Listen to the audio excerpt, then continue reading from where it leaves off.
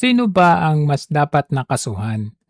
Kasi kung pinag-uusapan natin plunder, tama yung sabi ni Sen. APC, ang dami sa Senado, sa Kongreso at sa mga down politicians ang dapat makasuhan ng plunder. In fact, 'di ba dapat si Isko Moreno kakasuhan din 'yan? Dapat. Kasi meron siyang hindi dineklara na 50 million excess funds nung siya ay natalo nung 2016. Yan kasi yung naging issue niya, eh, na nalulusot-lusutan niya. Oo, Larigadon, hindi rin siya nag-declare ng kanyang SOSE.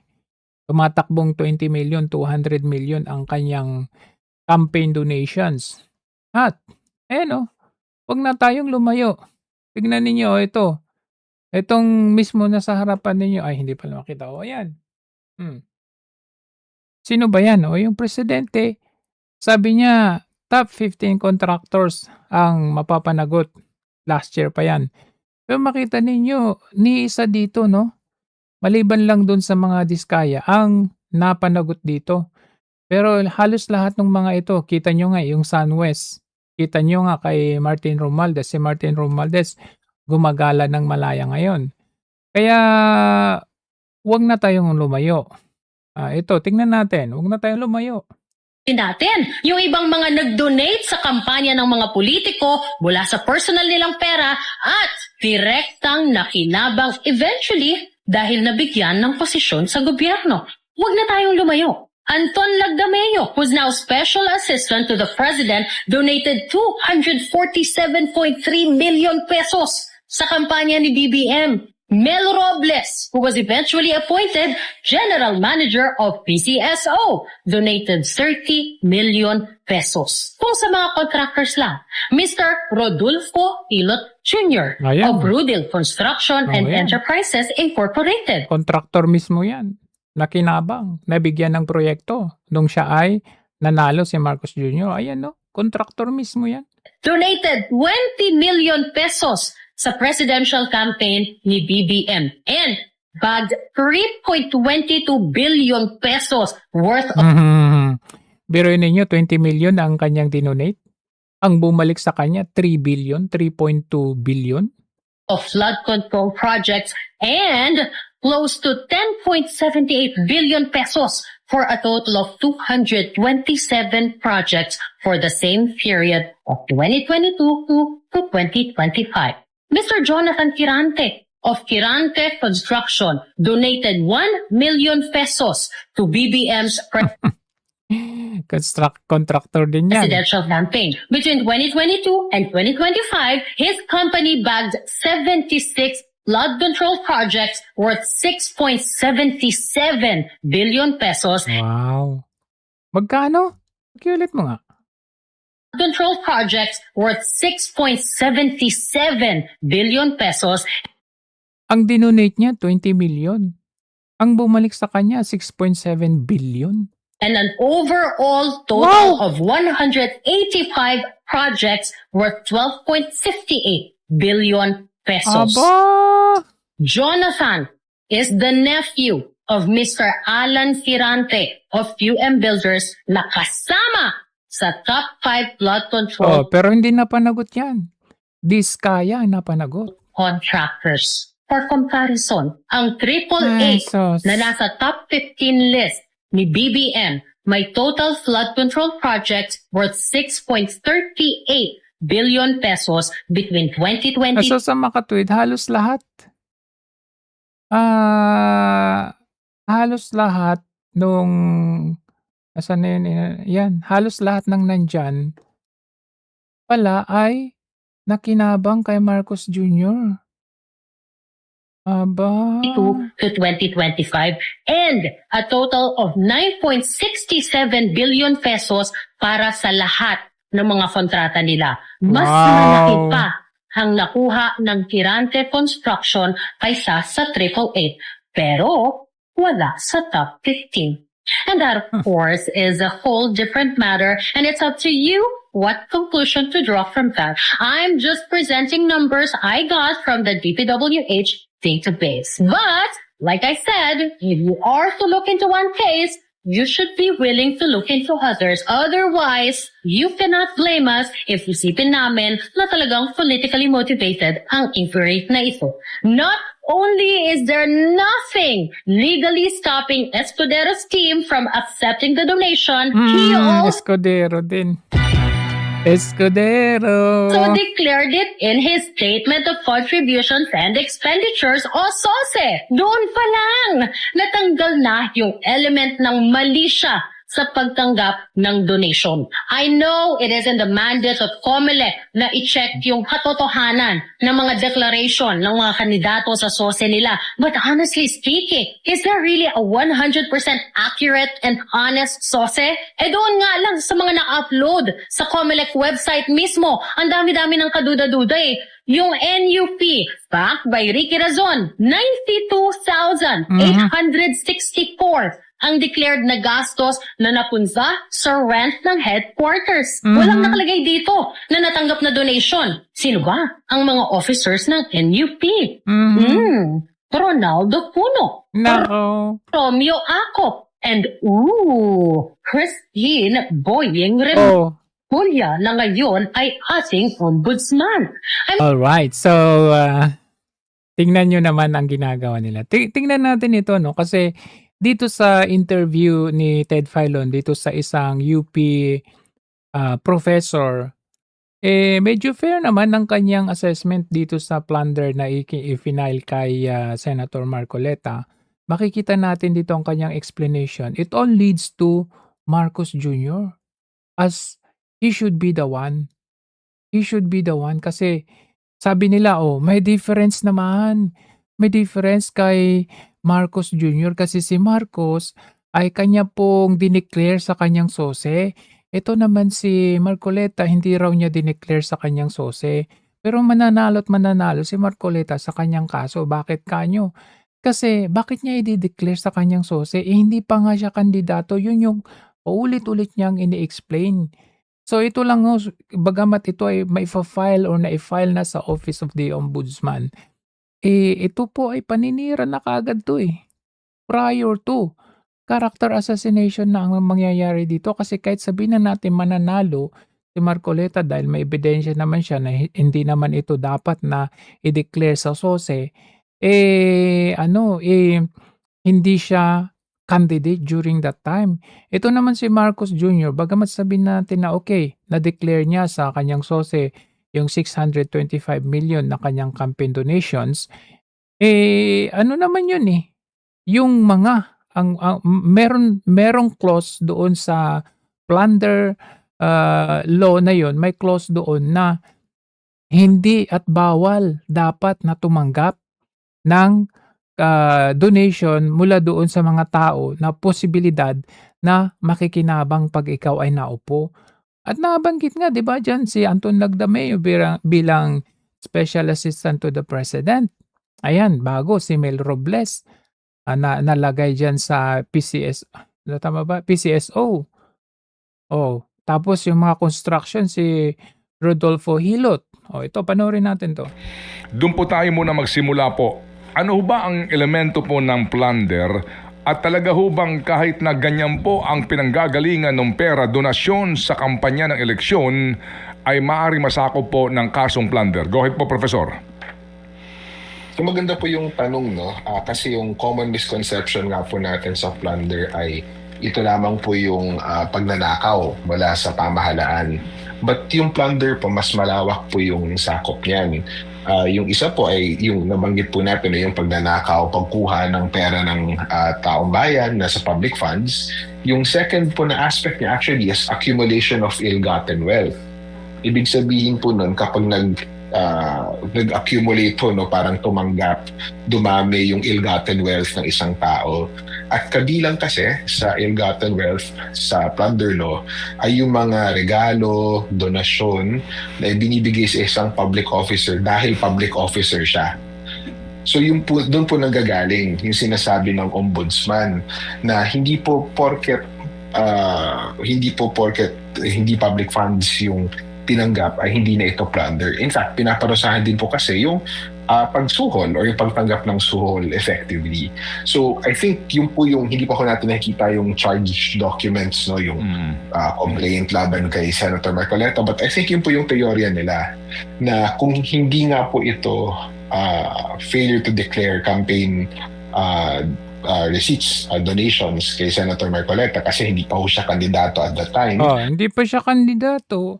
At the very least, tinanggap niya yung napakalaking sum na iyon or napakalaking amount na iyon nung public officer na siya, nung congressman siya, bago pa man siya tumakbong senador. Okay. Professor, pwede ho ba natin lang, if you will allow me, no, para ho mas maunawaan din natin ito pong provision mismo po ng batas. Kasi ang claim po naman ng kampo nila Ginoong Marcoleta na oo, congressman po siya nung panahong yun, pero yung mga nagbigay sa kanya ng campaign contribution ay nagsasabi nga na hindi naman daw ito mga taong may kontrata sa gobyerno o meron pong mga interest sa kanya Yun. Yung pinagkaiba kay Marcos. pong panunungkulan. Basahin ko lang po, no? By receiving directly or indirectly any commission, gift, share, percentage, kickbacks, or any other form of pecuniary benefit from any person and or entity in connection with any government contract or project or by reason of the office or position of the public officer concerned. So, kapag po ganon na ako isang congressman, tumakbo akong senador, before the campaign period, may nagsabi sa akin, tanggapin mo to. Ituring mo na lang ito na sabi, regalo. if I may quote, we're giving you contribution but this is your debt or gratitude to us. Treat it as a debt. Yung pong sinasabi niya, di ba doon, ito huy kasi yung bahagi doon ng preba ng ombudsman, yung actual na media statement ni Ginoong Marcoleta. Paano ho natin to makokonek dito nga po sa sinasabi na sa number 2 elements nga po nitong plunder na kung meron kang proyekto, wala naman pinag-uusapan dito na proyekto o naman pong benepisyo na makukuha supposed to be nung donor po o campaign contributor. Unlike kay Marcos Jr., ang dami. Paano? So, yung plunder law po, tama ka, Manong Ted, pag tinignan ninyo yung batas, hindi namang ito covered doon sa proyekto. Covered din po dito yung pagtanggap dahil lamang public officer ka. At mahalaga po alalahanin kung bakit ganoon yung prohibition. O bakit ba natin binabawal na kahit wala namang yung tinatawag natin na quid pro quo, walang palitan. Bakit natin pinaparusahan yung pagtanggap ng ganito kalalaki na amount? At kaya po ganoon yun kasi minsan nga po abang, no? Yung ginamit niyo po na word na sinasabi din, I think, doon sa statement ni Senator Marcoleta nun was debt, parang utang. So para siyang advance, no? Yun, advance pa lang, abang pa lang. Kita niyo yung difference? Kay Marcoleta, kahit sabihin natin abang, hanggang ngayon wala tayong maabangan. Wala pa tayong makita. Wala pa yung advance na sinasabi. Si Marcos kakaupo pa lang. Naging sap na sila Anton Lagdameo. Biruin ninyo yun. Tapos porke walang dinonate si Vic Rodriguez, yun ang tinanggal nila agad? Na kung mapupunta ka sa posisyon na ito, alalahanin mo naman kami na nagbigay sa iyo. So parang inunahan lang niya yung pagsuhol dun sa public officer. Diba? Sabi nating inunahan, hanggang ngayon wala namang binibigay na posisyon si Marcoleta. Walang proyekto or whatsoever. Si Marcos Jr., 2022 pa lang. Kaya po binabawal sa batas natin yun. So, depende doon sa interpretasyon ng debt, no? Kasi maaring... So, depende pa rin sa interpretasyon yan. Pag makakarating sa korte yan, depende sa interpretasyon. Kasi pwedeng sabihin ng kalaban na, hindi na yan, advance na yan, abang na yan. Yung amo ninyo, may ebidensya na. 3, marami, contractors pa yung iba. Contractors yung iba. Utang as in utang pinansyal or debt of gratitude, no? Opo. Pwede pong utang pinansyal in the sense na kakandidato ka, na umutang ka muna sa amin. Pwede din naman siyang utang ng loob. But in any event po kasi, sa batas po natin at sa Code of Ethics po natin, Kung pinautang po yan para sa kampanya, dapat i-declare po yan eventually nung naging kandidato na po siya. Kasi kalinaw kung ano po yung value ng transaction na iyon. Opo, pero attorney, professor, sabi naman nila na-dismiss nga ng COMELEC yung kaso na hindi. Yun na nga Sa COMELEC pa lang na-dismiss. So anong violation doon? Ibig sabihin yan, nire-recycle nila kung ano na yung na-dismiss na mga kaso. It depends kung ito ba ay push button nila o hindi. Kapag ikaw ay hindi makisama sa kanila, push button na nila yan. Kahit na luma na yan, huhukayin nila, bubungkalin nila, bubuhayin nila. Nakita ninyo, yung ikinaso, sinampa na kay Jingo Estrada at kay Bunuan, anong gagawin nila? I-restart nila. Dahil tatanggalin na nila si Bunuan doon. At gagawin nilang star or state witness si Bunuan, mananatiling kulong at may kaso si Jingo Estrada. So depende sa kung sino ang ipupush button nila, depende kung ikaw ay makisama o hindi. Romualdez ngayon malayang nakakagala, siya pa siga. Ito sinama sa kanyang statement of contributions and expenditure during the election. Yung dismissal po ng COMELEC, so balikan po natin Manong Ted, yung naging usapin po dito. So kung alalahanin po ng mga taga-subaybay, dati po nakasuhan po si Senator Marcoleta kasi hindi po niya idineklara sa kanyang statement of campaign contributions and expenditures. Itong natanggap na niya na 75 million suma total. Ang excuse po niya noon sa COMELEC ay hindi pa ho siya kandidato noong tinanggap niya yun. At tama po yun. Pero tama yun, di ba? po tayong doktrina, yung tinatawag po natin doon na yung Penera Doctrine. 30 million naman kay Mel Robles, sa PCSO chief naman siya. Kaya may thank you Mel, itong si Liza Marcos kasi hawak nila yung mga winners dyan sa PCSO. Doon sila nakakakobra. Mag-generate sila ng 400 plus na winners. Pero ilan lang yung kukuha doon na winners? Yung worth ng 400 plus na winners, ibubulsa din nila. At pinaamo pa nila itong si Raffy Tulfo nag-investigate. Nahalata naman na kahit yung winner ay inedit nila, galit na galit si Tulfo nung unang hearing, nung pangalawa, umamo na siya parang tupa dahil hawak nila yung PCSO. At pati ito, Pagcor, Philip Lowe, 25 million. Tapos yung si Rodolfo Hilot na contractor at saka yung si Kerante. Kaya kung usaping plunder, hindi malayo talaga si Marcos Jr. Hindi pa ho pwede kumagat yung mga election offenses kung hindi pa ho kandidato yung isang tao. At nagiging kandidato lamang siya kapag nag-file na po siya ng Certificate of Candidacy at nagsimula na po yung campaign period. Nung time po na natanggap ni Senator Marcoleta itong amounts na ito, hindi pa ho nagsisimula yung campaign period. Malinaw. Hindi pa nag-umpisa ang campaign period. Kung sinasabi na tumanggap siya before campaign period o hindi pa siya hindi pa siya kandidato, ibig sabihin nung kandidato siya for another position. Tumanggap siya, congressman siya noon . Yung tinanggap yung pasok sana doon is kapag kakandidato siya for another position. Ayun po yung excuse niya. Pero hindi po yun ibig sabihin na wala na po siyang sabit. And I think ang nahuli sa kanya na sabit ay dahil na rin doon sa public statements niya, ay tumanggap ka siya ng ganito kalaki na amount. Hindi po pang-araw-araw na tumatanggap ang isang opisyal lang ganito kalalaki na amounts po, no? So tumanggap po siya ng ganitong amount nung time na public officer na siya at ayon nga sa kanya sa statements niya bilang debt or bilang utang. Professor, tatayo ho ba kaya yung pong ang magiging pangunahing ebidensya ay media interview or media statement? Kasi alam po naman natin, yung mga kickback, mga tongpats, wala namang voucher yun, wala namang mga resibo yun. Pero in this case po, sa pag-amin na pagtanggap ng 75 million na campaign contribution, ang sabi nga ng ombudsman, ang kanilang hawak dito na ebidensya ay yung kanyang media interview. Will that stand alone?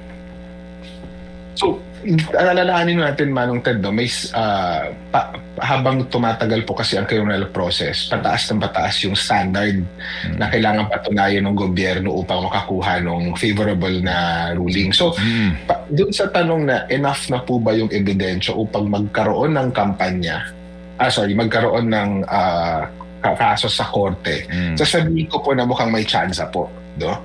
Kasi yung statement po niya ay nasa public statement. Ito po ay binigay in response to yung kaso niya sa COMELEC, which means hindi natin pinag-aawayan actually yung amount. Pinag-aawayan lang natin yung dahilan doon sa amount. Baka enough po yan para magkaroon ng criminal prosecution.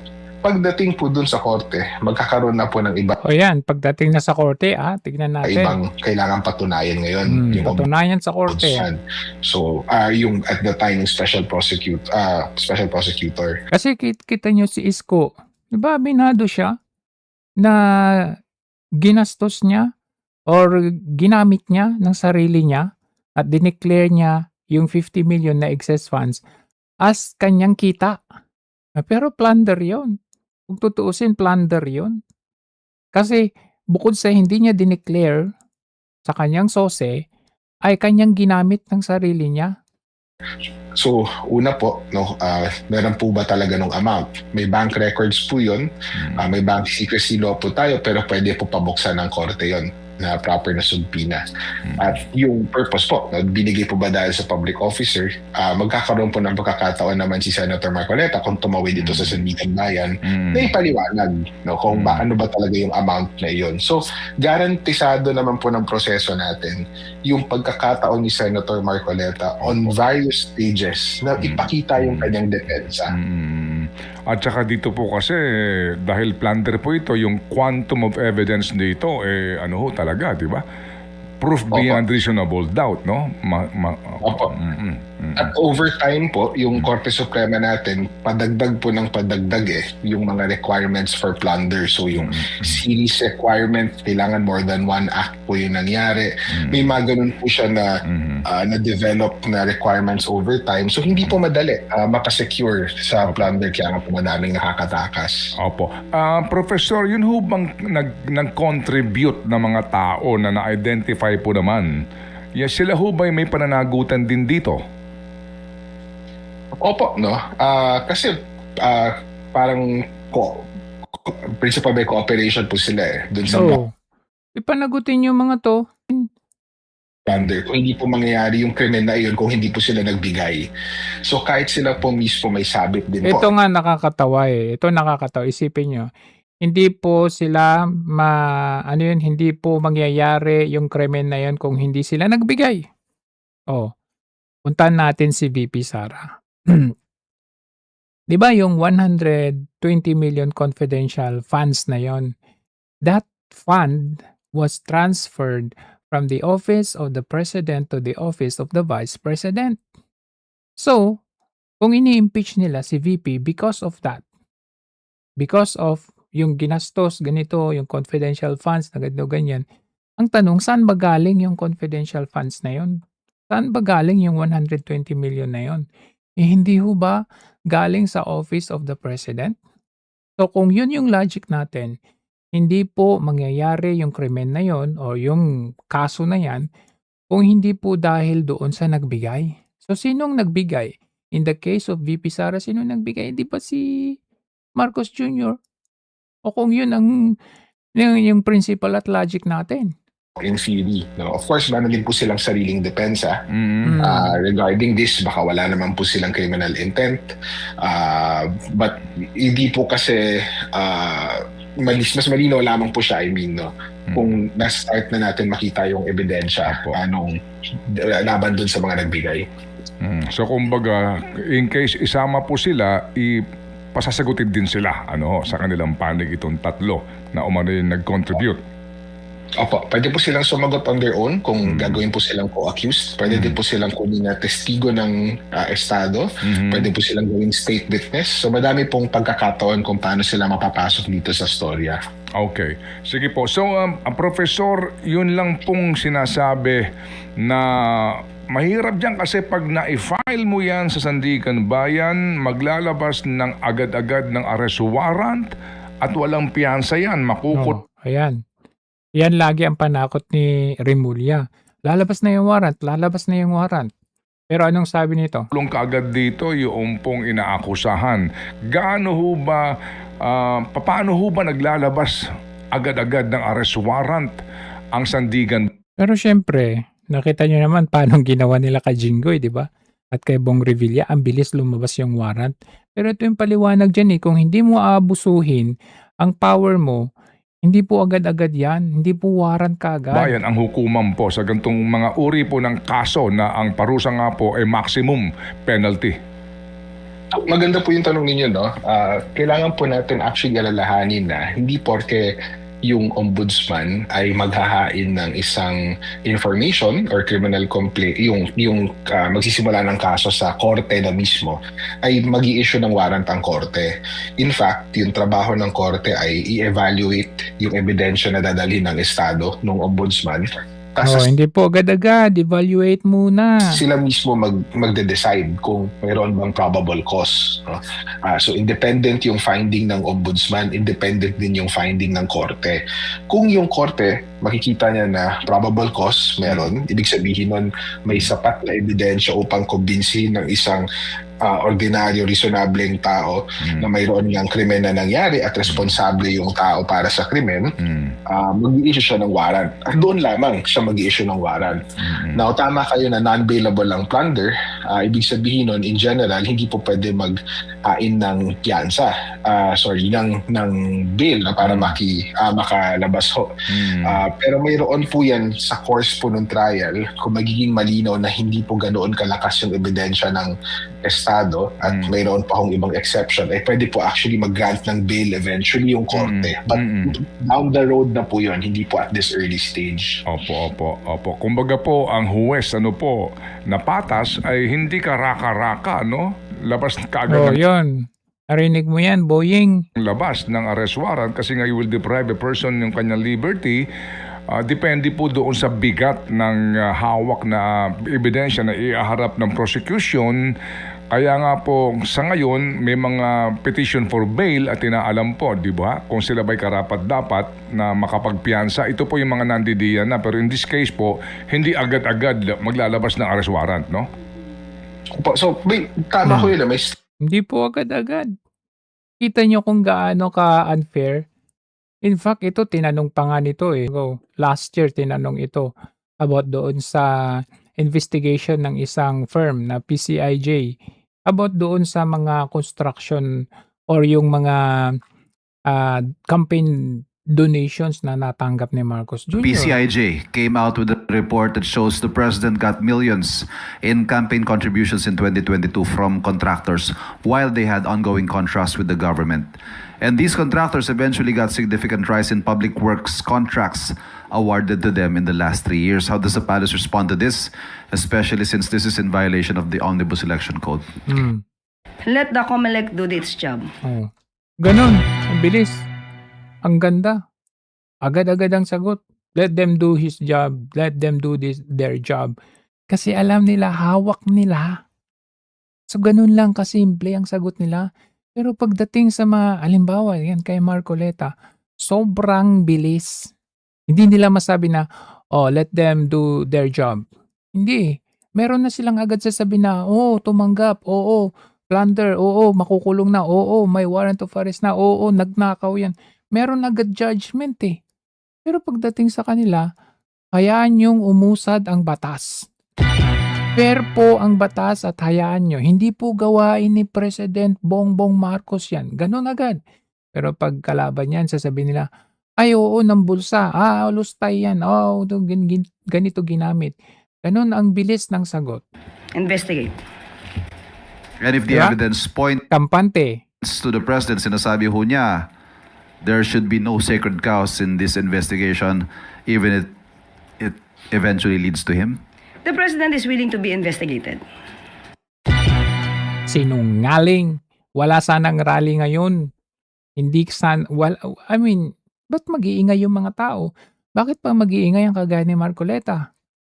Kung talagang willing siyang to be investigated. So makikita mo talaga dito yung total bias, unfair treatment ng gobyerno, especially when it comes to giving justice sa mga dapat. Kasi mismo nanggaling sa kanya, ang daming bumilib. Doon sabi niya, mahiya naman kayo. Pero nung lumalabas na yung investigation papunta na sa kanya, pinipigil na. Nakita nyo, sasabihin nila ngayon, mas makonti na yung mga ralistang pumunta ngayon. Paanong hindi ko konti? Maraming gustong pumunta, binablock nyo yung daanan na papunta. At kumo dahil may permit, ang ginawa ninyo, yung dating setup kahapon, pinalitan na ninyo. Tinanggal na nila Kumbaga, inopen nila na yung daloy ng kalsada. Unlike kahapon kasi na-secure ng mga rallyista yung lugar. Hindi nila kayang i-disperse kasi ang dami. Nung kinagabihan na, medyo sa tingin ko may nagkaroon dito ng medyo pang-iisa sa mga rallyista. Nung nakita nila na nag-disperse yung mga rallyista ng mga kinagabihan na, syempre, kailangan yung maghanap ng tulugan dyan, yung pwesto dyan. So, yung area kung saan na-block yung mismong EDSA, di ba, libre na yun, free na yun. So, ang ginawa ng kapulisan ng kinagabihan, sinecure na nila yun. Nilagyan nila ng parameters na hanggang dito lang kayo kasi may permit So, parang ang ginawa nila, inapprove nila agad yung permit, no? Para kumampante yung mga rallyista na, okay lang yan kasi may permit tayo. So, pwede tayong bumalik sa area na yun kinabukasan kasi may permit na. Only to find out na yung area na na-occupy ng mga rallyista kahapon, nilagyan na ng parameters yung mga kapulisan. Kaya nakita nyo medyo may nag-aaway ngayon. Kumbaga, pinipigil, sinusupil nila yung pagdami talaga. Madami naman talaga yan kung tutusin, kung hindi nila pipigilin at susupilin yung mga taong gustong pumunta. So ngayon, ang headline nila ngayon, mas konti, kumonte, numipis. Numipis kasi ang ginawa ng gobyerno. Ginawa nila ng paraan para numipis. Ayaw nilang kumapal ng kumapal. Yun lang ngayon, ganun lang kasimple yun. Kaya wag nilang sasabihin na, nasa na sila, kumunti na sila ngayon. Kasalanan nila Kung hindi nila pinigilan at sinupil, madami talaga yan. So, yun lang. Yun lang ang ating ngayon. Kung merong dapat kasuhan ng plunder, yung presidente mismo. Hanggang sa muli, maraming salamat. Ingat.